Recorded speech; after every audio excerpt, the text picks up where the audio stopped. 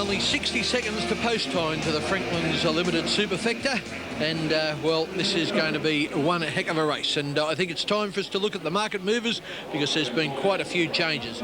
Zuccarino on the tote has come in from 5.20 to 4.40. Now, he'll be easy to pick up Zuccarino. He races near the lead. And he's a grey gelding and he races in red with white braces and yellow striped sleeves. Buster Jones from Melbourne is out from 4.40 to 4.80. Grey Dawn, another grey, 6.60 to 7.10. Anthem's fairly solid, just eased a touch to 9.10. Sea Fighter, 9.80 to $10, not much change there, and not much change with Pursuits. They're the top six in the betting, and that's with over $567,000 in the pool.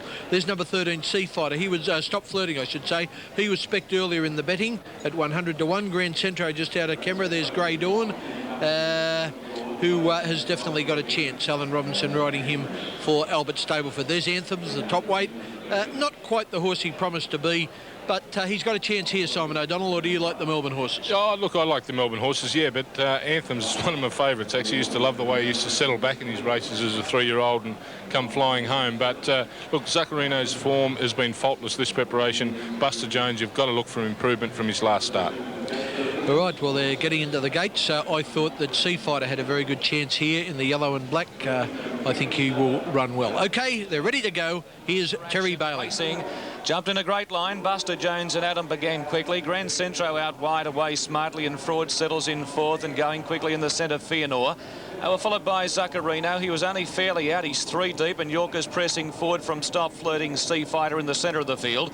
A length away, Bozeman. 2 lengths further back, Pursuits on the inside of Viticello from Grey Dawn, and 2 lengths to Anthems.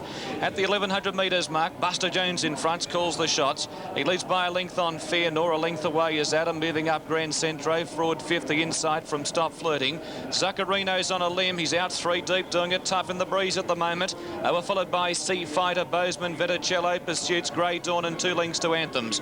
At the 750, and Buster Jones running along kindly in front. Leads 3/4 on Adam, moving up to his flanks. A length away, 3 deep, Grand Centro.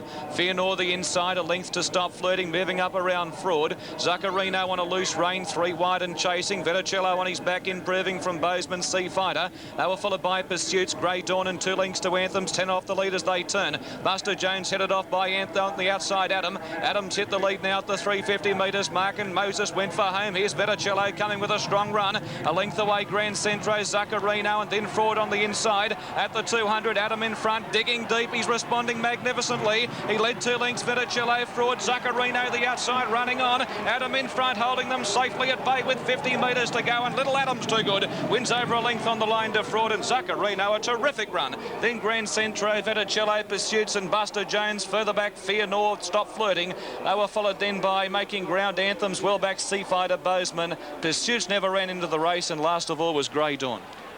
Well, after winning the Satellite Stakes first up this time in, Adam appeared to lose form, but not today. He responded to Kevin Moses' riding, shot clear in the straight, and good night nurse for the others. Buster Jones on the inside with the blinkers and the white colours. That's Adam outside him in the yellow. Behind him in the predominantly yellow colours is Fraud, who runs home to finish second. That on the outside is Grand Centro. He's had enough also in yellow colours, but that is Adam dashing clear and wins rather convincingly from Fraud. And Terry Bailey said quite correctly that it was a great run from Zuccarino to finish third, as he'd been trapped wide for the greater part of the race. Number 5, Adam, he's by Rubiton. He's now won 8 races. She picked them up there. He's shot clear. That's Venticello there now in the white with the red and white sleeves and the blue jacket. She looks a danger there, but then she fades. Zuccarino goes past her and closer to the rails, and that seems the best part of the track today. In the yellow and blue colours is Fraud, who fights on to just keep ahead of Zuccarino and snare second placing. Widest there is Sea Fighter in the black and yellow. Just inside him, Anthems. They both ran on but never seriously threatened. The winner, Adams, trained at Newcastle by Ray Brock, ridden by Kevin Moses. He was, well, too good. That was a story, totally the story of the race. Not much more to say there. Let's take a break on Sports Saturday and be back with more racing.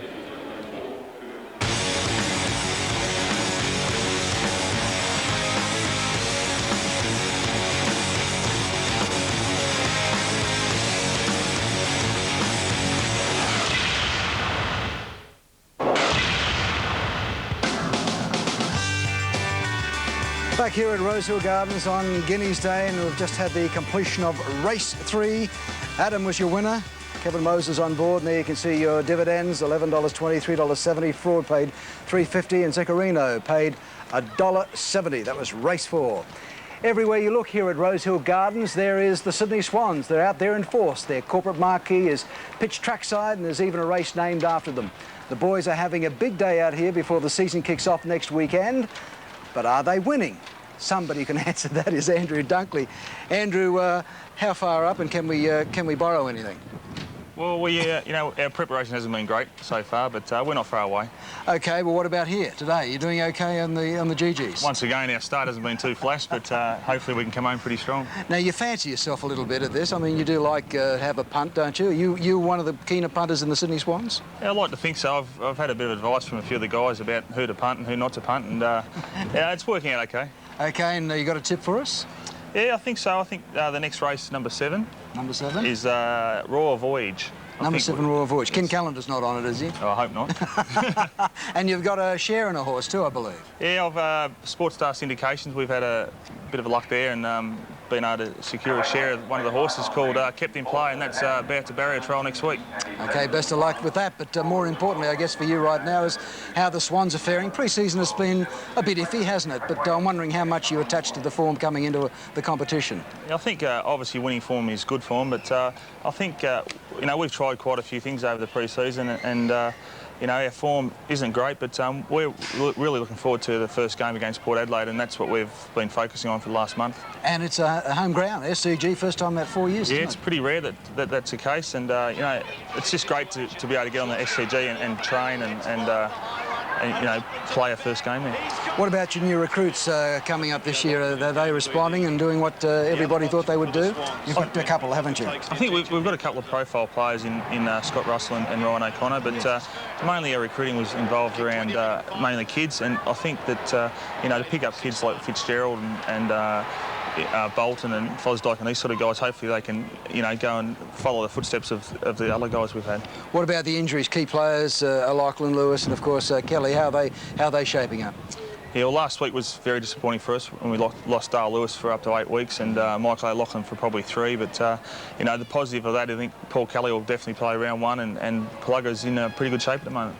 And, of course, Plugger's coming up for that record. I mean, how conscious is the team that he will become the greatest AFL scorer of all time? Is that something on the back of the minds of the guys this year, or if it happens, it happens? Yeah, I think we're just going to go with the flow on that one, and, you know, obviously there's a little bit of pressure there for Tony, but knowing Tony the way he is and the way he approaches his game each week, that I don't think it'll play too much in his mind, and obviously at the end of the day, all Tony wants to do is win the game. Andrew, you've been with the Swans now for 8 years. Do you see anything different coming into the season that you haven't seen before? I think so. Look, you know, we're a very professional unit there now, and you know, looking back at the years, it wasn't real positive and it wasn't real enjoyable place to be around. But this day and age, like, I love going to training, and the atmosphere around the place is all positive, and you know, we're looking for big things this year, and hopefully we can take it out. And the ones you've got to beat, who do you see as the keys to the competition this year to get past? I think nearly everyone. I think obviously at the start of the season it's all pretty even, but you know, obviously you know, you look at North Melbourne and your Adelaide again and West Coast and all these sort of clubs that have been there over the last 4 or 5 years are obviously going to be there again, and who knows about the up and coming younger teams like the Hawthorns who just won the NT Cup last week. So you know, it is a very even competition, and just hopefully we can be up there at the end. But it's a nice one if you get over Port Adelaide this weekend, isn't it? I mean, that's a major confidence booster when you roll into the season. You get a big one up in front of your home crowd. That's right, and we're really aiming on a real good start to the season, and hopefully you know, come round 3 we're sort of 3-zip hopefully, and with a few players coming back through injury, and only sort of boost the team and morale. Genuinely looking at what you've got, the cattle that are in the Swans this year, I mean, we always say this every year, can you win a premiership, can you take a flag? Oh, definitely. I think we're as good a chance this year as what we were in 96 and 97, 98. But we just need an ounce of luck with injuries, and obviously most clubs can't afford to lose their key players, and like we did last year. But you know, we're not out to make excuses. We're going out there each week to give it our best shot. And I think at the end of the day, if we do give it our best shot and we get beat, at least we can stand up tall and be honest with ourselves.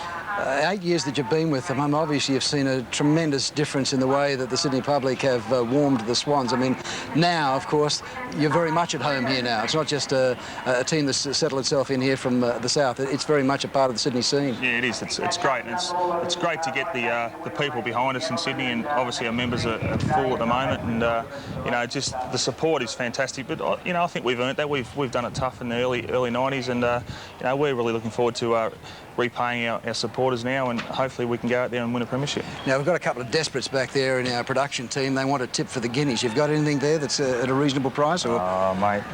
I haven't got that far yet. I'm just worried about the next race, I think. Race 5, what are you going to tip for us again? Royal Voyage will be a good each-way bet on that one, I think. If it doesn't come good, we're coming looking for you, Andrew. Yeah, I'll be on my way home if it doesn't win. Thank you very much, and the very best for the season. Thanks very much. OK, and the Swans will be at home round 1 tomorrow week when they play Port Adelaide. We will be back with more from the Gardens right after this. On this week's Sunday Footy Show, the boys are live from ANZ Stadium, and there's a touch of royalty with the King, Wally Lewis, our guest panellist. We trace the career of one of the greatest ever in Norm Provan. Melbourne Supremo John Rebo drops in, and we view the latest addition to the Around the Grounds Museum. That's Sunday from 11.